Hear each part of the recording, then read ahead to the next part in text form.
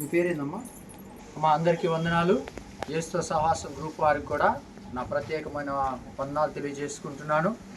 చెల్లి లక్ష్మి గారు, మరి ఆమె యొక్క ముగ్గురు కుమారులు, భర్త చనిపోయాడు. ఆమె పని చేసుకుంటూ మరి బిడ్డలను పోషించుకుంటూ ఇంటిని నడిపిస్తుంది. బిడ్డల చదువుకు అయ్యేటువంటి ఖర్చు కూడా ఆమె భరిస్తూ కష్టంగా జీవనాన్ని కొనసాగిస్తుంది. అలాంటి జీవనాన్ని కొనసాగిస్తున్నటువంటి ఆమె కుటుంబానికి యేసుతో సహవాసం గ్రూప్ వారు ఈ రోజున నిత్యావసర సరుకులు అందించడం జరుగుతుంది.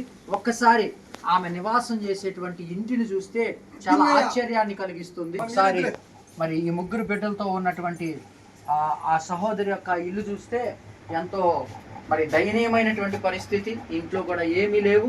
మరి బయట ఏదైనా కానీ చేసుకోవాలి, వంట అయినా కానీ ఏదైనా కానీ బయట చేసుకుంటూ జీవనాన్ని కొనసాగిస్తుంది. అయితే అలాంటి బిడ్డలకు యేసుతో సహవాసం గ్రూప్ వారు మరి చక్కని ఆలోచనతో సహాయం చేయటానికి, నిత్యావసర సరుకులు పంపిణీ చేయటానికి మరి నన్ను ప్రేరేపించి నా ద్వారా ఈ యొక్క కార్యక్రమాన్ని జరిపిస్తున్నందుకు హృదయపూర్వకంగా వందనాలు తెలియజేసుకుంటున్నాను.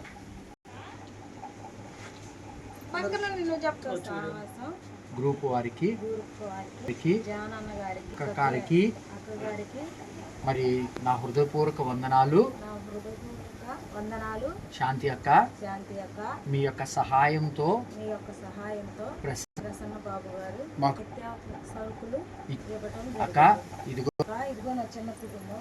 నాకు ఒక పాప, ఇద్దరు బాబులు. ఎవరు భర్త చనిపోయారక్క. ఎవరు చూసేవాళ్ళు లేరు. ఆయన దేవుడు కనికరించి మీ ద్వారా దేవుడు ఈ సహాయాన్ని అందించారు. చేసినంత సహాయానికి వందనాలు. చాలా సంతోషం. చాలా సంతోషం. ఓకే.